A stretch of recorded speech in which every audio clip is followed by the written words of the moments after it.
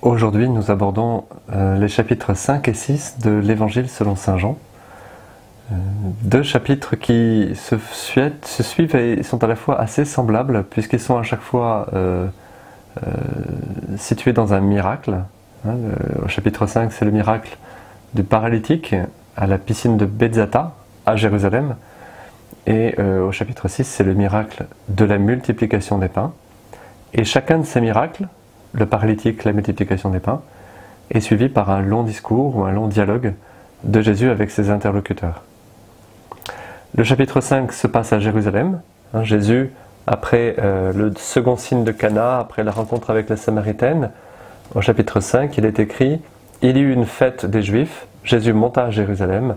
Or, il existe à Jérusalem une piscine probatique qui se dit en hébreu Bethzatha. » C'est actuellement sur le site de l'église Sainte-Anne. Site archéologique très fouillé. Cette piscine existe, elle se situait au-dessus du temple de Jérusalem et servait de réservoir pour nettoyer en fait le temple. Et donc autour de cette piscine, il y avait aussi un culte étrange, un culte païen. En tout cas, on a retrouvé des divinités païennes à proximité du temple, ce qui peut paraître incroyable, mais qui montre qu'à l'époque de Jésus, parfois les Juifs avaient aussi des choses à purifier dans leur religion, comme nous aujourd'hui. Et il y a un homme qui a passé 38 ans à attendre. 38 ans à attendre de pouvoir se plonger dans la piscine et être guéri. Parce qu'une tradition païenne, qui était une fake news, qui était fausse, faisait croire que les gens qui se plongeaient à certains moments dans la piscine seraient guéris. Et voilà que Jésus apprend qu'il est là depuis 38 ans. 38 ans, c'est un chiffre important pour ceux qui connaissent la Bible. C'est la période d'errance du peuple dans le désert. Lorsque le peuple d'Israël sort d'Égypte avec Moïse, pendant 2 ans ils vont vers le mont Sinaï, reçoivent la loi, et puis ils repartent jusqu'aux abords de la terre promise, et là ils refusent d'entrer. C'est raconté dans le livre des Nombres. Eh bien Dieu leur dit, puisque vous refusez d'entrer, retournez au désert, et ça va durer 38 ans. Et donc là, le chiffre est intéressant, puisque c'est le symbole en fait de l'errance de cet homme qui cherche et qui ne sait pas à qui s'adresser. Et c'est Jésus qui va le rejoindre, sans lui demander son avis d'ailleurs. Jésus n'attend pas que cet homme se tourne vers lui, il se tourne vers cet homme. Voilà, que désires-tu que je fasse pour toi? Et du coup, Jésus va le guérir, lui dit lève-toi. Le problème de ce chapitre 5, c'est la question du sabbat. Le sabbat, c'est une des lois les plus fondamentales pour les Juifs. C'est le symbole du respect du repos de Dieu et du repos de l'homme, symbole de l'alliance entre Dieu et Israël. Et en faisant un miracle le jour du sabbat, Jésus semble profaner le sabbat, c'est ce qui lui est reproché, de manière violente d'ailleurs, parce que on en veut, non seulement on lui en veut au point de le persécuter, c'est ce qui est écrit au verset 16, chapitre 5, verset 16, c'est pourquoi les Juifs persécutaient Jésus, parce qu'il avait fait ces choses-là le jour du sabbat. Jésus leur répond qu'il a fait cela parce qu'il fait l'œuvre du Père. Même si le Père se repose, Dieu ne se repose sans se reposer. Il continue de soutenir le monde et le faire évoluer vers son accomplissement. Ainsi, les Juifs n'en cherchaient que davantage à le tuer, Jésus, puisque non content de violer le sabbat, il appelait encore Dieu son propre Père, se faisant égal à Dieu.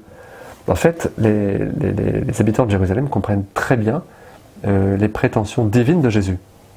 On discute aujourd'hui pour savoir est-ce que Jésus était Dieu ou pas Dieu, etc. Ces contemporains ont très bien compris que Jésus, en parlant de Dieu, en disant « mon Père », je fais l'œuvre de mon Père, se faisait égal à Dieu. Du coup, tout le discours qui suit au chapitre 5 tourne autour de cette question de l'œuvre du Père, avec une première partie jusqu'au verset 30 sur cette œuvre. Et au centre de cette première partie du discours, le verset 24 que je vous lis, 5, 24. « En vérité, je vous le dis, celui qui écoute ma parole et croit à celui qui m'a envoyé, celui qui l'a envoyé c'est le Père, a la vie éternelle et ne vient pas en jugement, mais il est passé de la mort à la vie. » Voilà, si j'ai la foi, eh bien, je passe déjà de la mort à la vie. Vous voyez ce retour du thème du choix. Quel est le choix libre que je fais? Est-ce que j'accepte de faire le choix de Dieu? Ce verset est très important, 5,24. À partir du verset 31 jusqu'au verset 47, donc la fin du chapitre, comme nous sommes dans un grand procès, et l'évangile de Jean est un grand procès, Jésus va appeler à la barre plusieurs témoins. Il y a d'abord Jean-Baptiste au verset 33. Il y a ensuite les œuvres, c'est-à-dire les miracles, les signes que Jésus fait, au verset 36. Le Père lui-même est convoqué à la barre comme témoin au verset 37. Les Écritures au verset 39.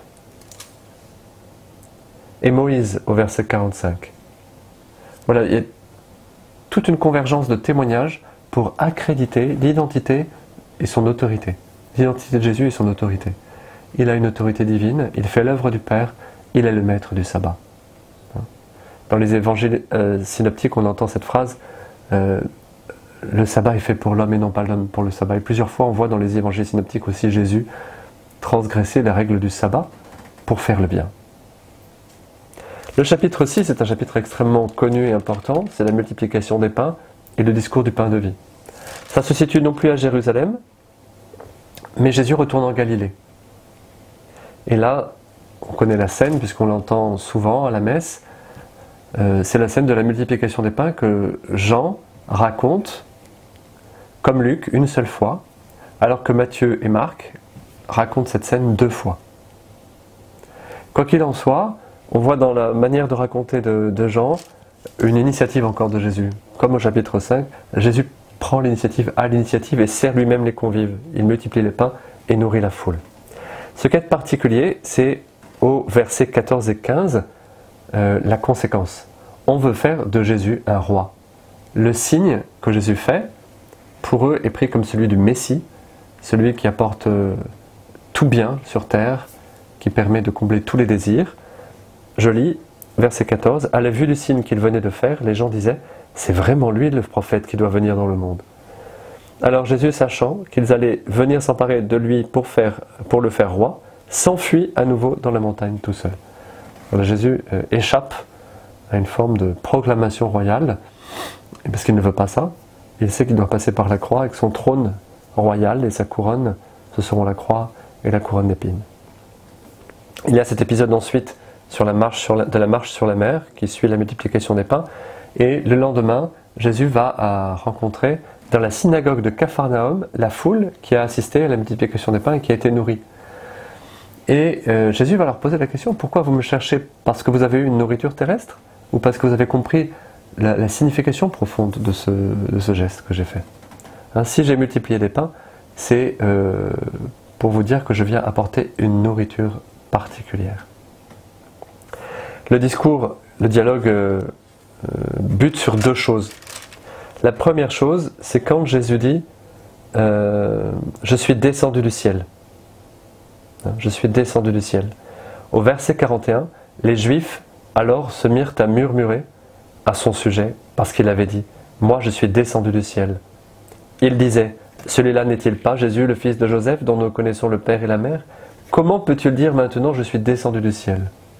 C'est le scandale de l'incarnation. Comment celui qui fait l'œuvre du Père peut-il prétendre habiter parmi nous? S'il est Dieu, il est Dieu. S'il est homme, il est homme. Comment peut-il être homme et Dieu? Le scandale de l'incarnation devant lequel parfois on peut buter, mais en tout cas nos contemporains peuvent buter. Comment se fait-il que Dieu nous aime au point de se faire homme? Mais ça va plus loin. Jésus dit au verset 51, il redit à nouveau, « Moi je suis le pain vivant descendu du ciel. Si quelqu'un mange de ce pain, il vivra pour toujours. Et le pain que je donnerai, c'est ma chair pour la vie du monde. Ma chair, qui mange ma chair et boit mon sang, a la vie éternelle. » Verset 54. Là, c'est le scandale de la croix et de la passion. En parlant de sa chair à manger, de son sang à boire, Jésus va beaucoup plus loin que l'incarnation.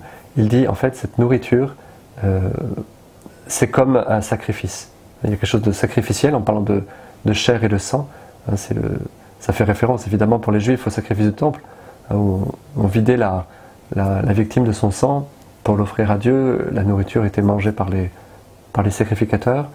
Et bien Jésus dit, voilà, en fait, la véritable offrande, c'est moi, et je vais donner mon corps, verser mon sang. Et ça, c'est le scandale de la passion qui est annoncé. Les auditeurs sont tellement déroutés qu'ils s'en vont un à un. il quitte Jésus. Après un début de chapitre avec un succès formidable, où tout le monde veut le faire roi, le lendemain tout le monde l'abandonne. Il y a vraiment un retournement de situation très saisissant dans ce texte, très saisissant. Le discours se termine au verset 59, tel fut l'enseignement que Jésus donna en la synagogue de Capharnaüm.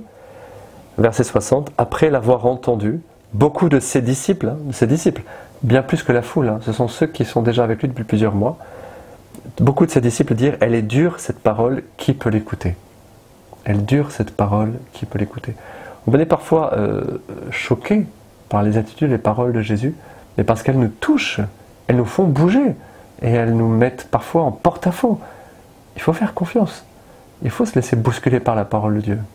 Quelle est d'ailleurs la parole qui vous bouscule le plus? Sachant cela, continue Saint Jean, sachant cela en lui-même, que ses disciples murmuraient à ce propos, Jésus leur dit, cela vous scandalise, et quand vous verrez le Fils de l'homme monter là où il était auparavant, c'est l'esprit qui vivifie, la chair ne sert de rien, les paroles que je vous ai dites sont esprit et elles sont vie. Mais il y en a parmi vous qui ne croient pas. Il fait référence à Judas qui allait le livrer. Verset 66, dès lors, beaucoup de ses disciples se retirèrent et ils n'allaient plus avec lui. Jésus est abandonné des siens. C'est déjà quelque chose de l'ordre de la passion. Ce qui se passera à Gethsémani. Mais il y a la confession de foi de Pierre qui est magnifique et sur laquelle je vous propose de partager. Jésus dit alors aux 12, voulez-vous partir, vous aussi? Simon-Pierre lui répondit, Seigneur, à qui irions-nous? Tu as les paroles de la vie éternelle. Nous croyons et nous avons reconnu que tu es le Saint de Dieu. Jésus leur répondit, n'est-ce pas moi qui vous ai choisi, vous les 12? Et l'un d'entre vous est un diable. Il parlait de Judas, fils de Simon Iscariote. C'est lui, en effet, qui devait le livrer, lui, l'un des 12. Donc on est déjà dans l'ambiance de la passion, on s'approche de la passion. Et chapitres 7 à 10, il faut remonter d'un cran, la tension dramatique. Les accusateurs de Jésus se feront plus virulents, plus forts. La condamnation de Jésus va arriver. On s'approche peu à peu de la Semaine Sainte. Voilà, bon partage sur ces textes riches et magnifiques de la guérison du paralytique et de la multiplication des pains.